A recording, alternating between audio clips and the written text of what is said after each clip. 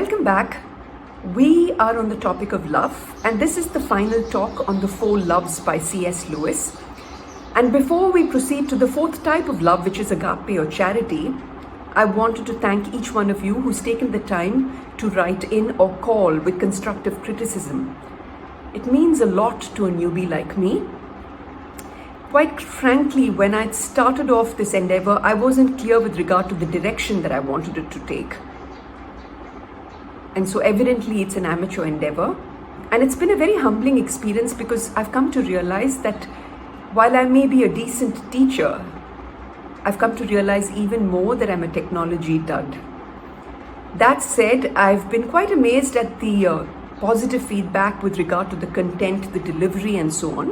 And also been very grateful for those who wrote in saying that the technical quality can be improved. I'm aware of this. Please bear with me. This is a one-woman show. I do the research. I'm the script writer, the camera person and the presenter. So it's been quite challenging.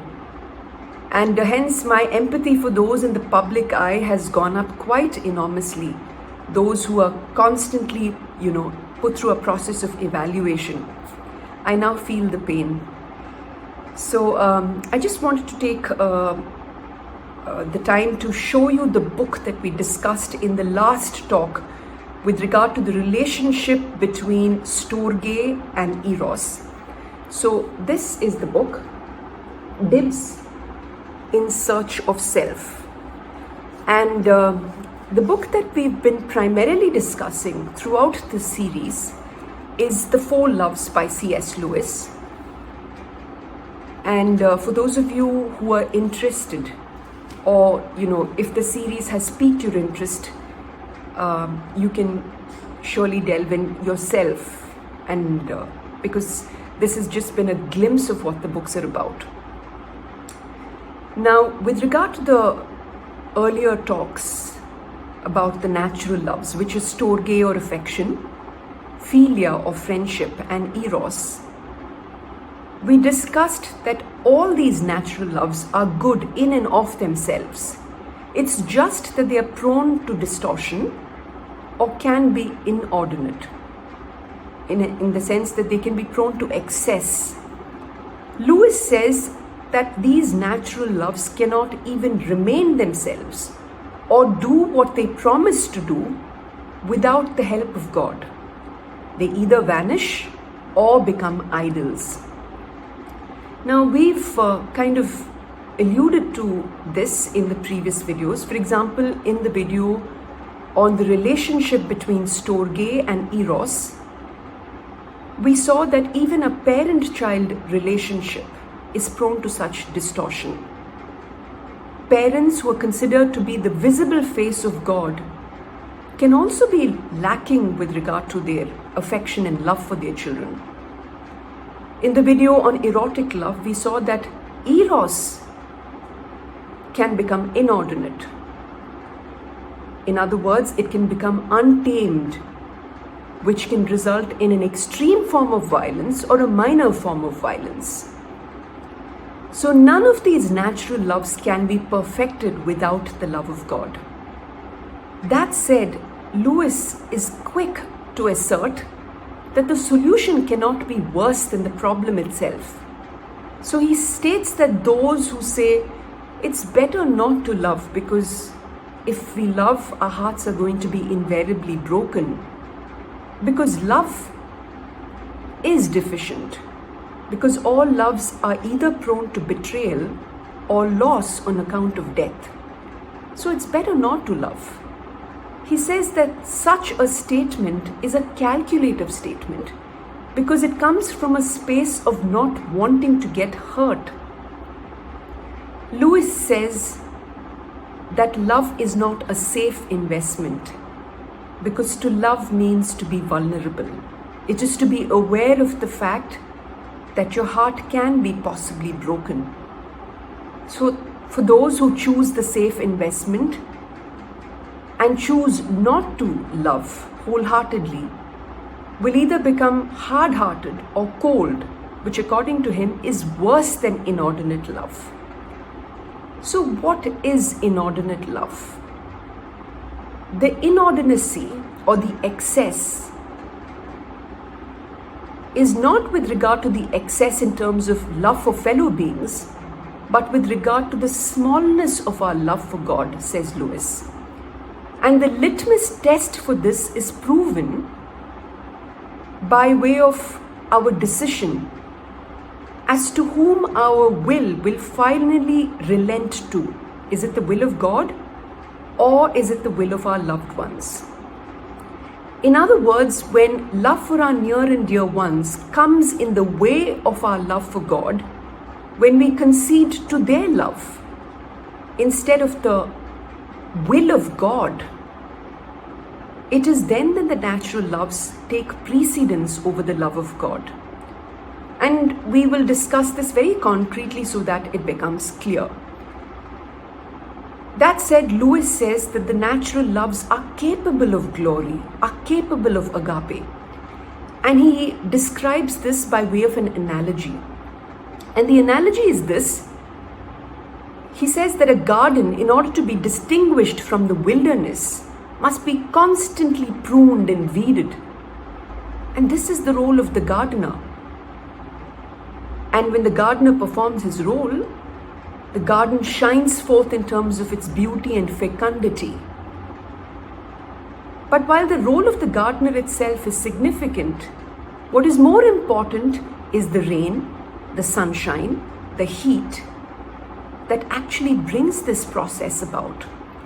In much the same way, the human person is called to prune and weed out what is unhealthy within himself. What we'd mentioned earlier with regard to the distortion or the excess. So this is much like the role of the gardener. But unless God intervenes in terms of His grace, much like the rain, the sunlight, and the heat, it is not possible to attain agape or charity. So what is agape or charity? Metaphysically, we know that God is love. In His being, He is love itself. So the more one participates in the love of God, the more perfectly one can love. Lewis states that agape or charity is seen by way of need love and gift love between God and man, and between fellow human beings. So this is explained very clearly by him by way of an example, and this example will be used to illustrate this in both cases. So the example he cites is that of a husband who is detected with an incurable disease shortly after marriage, which renders him impotent, dependent on his wife's earnings, prone to a violent temper, and very unreasonable demands. Now, such a husband or man, in order to continue to receive the inexhaustible support and care of his wife, needs the grace of God. Because in the natural realm, we know that it is very easy for such a person to be prone to self-pity or misery. But when God intervenes, it is then that the person is capable of humility in order to even receive such a love from his wife. What about the wife who manifests such an unconditional love towards her husband? Is it possible in the natural realm? Most certainly not. It's only when God gives the grace that she can even love in such a manner. But Lewis says that in this kind of an extreme scenario, it is more difficult to receive than to give, and hence more blessed. Now, while this is an extreme example, Lewis says that all those who've experienced loving relationships, either from parents or spouses or with their children, have all received agape or charity, because there exists in all of us a trait or traits which is difficult, which the other finds hard to live with. And hence the gift love that is manifested by the other is on account of the grace of God. Take the example of a child or a teenager who throws a fit, who has a tantrum. Now, the natural reaction of the mother or the father would be one of anger or irritability. But the gift love, when the grace of God intervenes, is seen very differently. The mother or father sits the child down and patiently and gently explains to the child. So it is only when God intervenes that the natural loves can be perfected. So this is the need love and gift love between fellow beings. What about the need love and gift love towards God? Lewis says that God enables a human being by way of grace to conform his will to the will of God, even in the most difficult circumstances. Now let's take the same example which we'd alluded to. The case of the wife who is the caregiver of her husband. It is not easy in the natural to take care of such a person. It's a very laborious process. But through such a process that is difficult, she realizes slowly but surely that human love is limited and that God's love is unlimited. So her love slowly begins to increase for God. And before she realizes, she begins to love her husband for the sake of God. This is when Eros becomes transcendent and ceases to be an idol. What about the need love? Lewis says that this is a joyful dependence on God in adversities. So he says that adversities can be very beneficial because it helps to convert our natural loves to agape or charity. Let's take the example once again. The case of the husband and wife who are struggling in their relationship on account of such a tragedy or adversity. They come to realize that it is not possible even to depend on mere mortals. But it is only when they depend on God that they can even fulfill their promise of lifelong fidelity and the vows they have undertaken in marriage.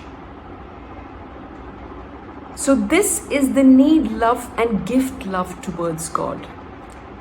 At this point, I'd like to illustrate from my own life how charity was manifested or, began to be expressed. As alluded to in the earlier videos, with regard to my marriage, I had spoken about the fact that I myself was guilty of an untamed eros when I had made Jacob an idol in my life. It is equally true that I also experienced the more extreme form of violence in my marriage. And Jacob and I also went through a very similar situation to what I'd cited in this video with regard to what C.S. Lewis mentioned shortly after our marriage. So Jacob was in need of love, of an affirming love, of a sacrificial love, of a forgiving love. But as mentioned, such a love is not possible in the natural. It requires the grace of God to be humble to even receive the gift love of one's spouse. But unfortunately, this was not the case in our marriage. Specifically coming to me, how was the idol converted to agape? As Lewis mentions, it is in adversities that our natural loves can be converted to agape or charity. So when I encountered the situation that my gift love was rejected and not accepted by Jacob, I quickly began to realize it was not easy. It was a very difficult process, a very slow process at that. that my true fulfillment can come only from God, that my ultimate satisfaction or the desires of my heart can be fulfilled only in Him. So what seems like a tragedy can actually be the real blessings in our life, because it helps us to understand what is truly important or who is truly important. It is then that eros becomes transcendent. It is then that we are capable of loving without distortion, without a sense of inordinacy. It is then that we can love the other without counting the cost. It is then that we can manifest the love of God to the other. It is then that we can fulfill the promise of lifelong fidelity, no matter what the other's actions are. Such a love, agape or charity, is what purifies and heals the natural loves. So I hope this series helped to put things in perspective. The three natural loves, which is storge, philia, and eros, can be purified, healed, elevated when agape permeates them. Otherwise, they either vanish or they become idols.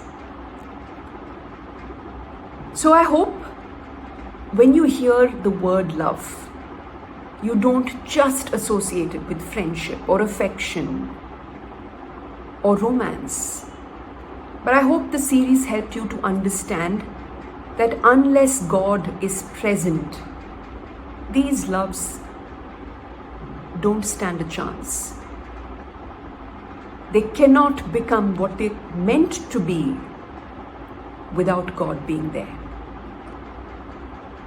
So I hope you enjoyed this series, and the next series that I plan on doing is the 7 deadly sins, and I hope each of you will take the time to subscribe and to share these videos, because literally it comes from blood, sweat and tears. Thank you.